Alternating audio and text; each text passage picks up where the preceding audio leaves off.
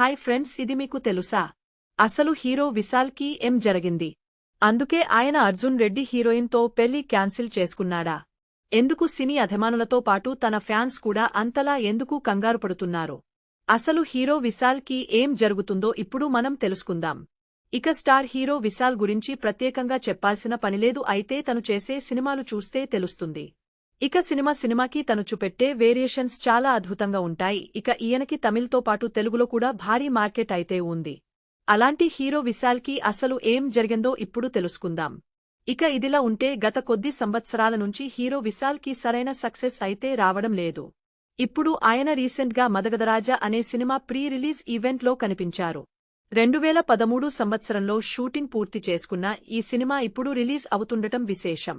అయితే ఈ ఈవెంట్లో విశాల్ను చూసిన యావత్ తమిళ్ అలాగే తెలుగు ప్రేక్షకులందరూ ఆశ్చర్యపోయారు. ఎందుకు అంటే ఆయన చాలా సన్నబడిపోయి నడవలేని స్థితిలో నిదానంగా నడుస్తూ చేతులు వణుకుతూ కనిపించాడు. ఈ దృశ్యాన్ని చూసిన ప్రతి ఒక్కరూ చాలా బాధపడిపోయారు. మరి హీరో విశాల్కి అలా ఎందుకు జరిగింది అంటూ సోషల్ మీడియాలో ఆయన గురించి చాలా రకాల చర్చలైతే జరుగుతున్నాయి. ఇక నిజానికి ఆయనకి గత కొద్ది నెలల నుంచి ఆరోగ్యం అయితే అసలు బాగుండడం లేదట. దానివల్లే ఆయన అర్జున్ రెడ్డి సినిమాలో సెకండ్ హీరోయిన్గా చేసిన అనిషా రెడ్డి అనే అమ్మాయితో పెళ్లి ఫిక్స్ చేసుకున్నారు.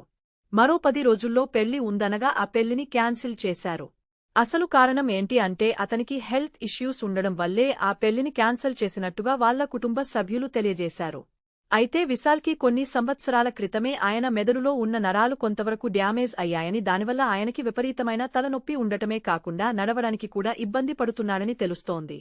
ఇక ఫారెన్లో ట్రీట్మెంట్ తీసుకుంటున్న ఆయన తొందరలోనే క్యూర్ అవుతారని వైద్యులు చెబుతున్నారు. ఆయన తొందరలో క్యూర్ అయి మళ్లీ మంచి సినిమాలు చేయాలని చాలామంది ప్రేక్షకులు కోరుకుంటున్నారు.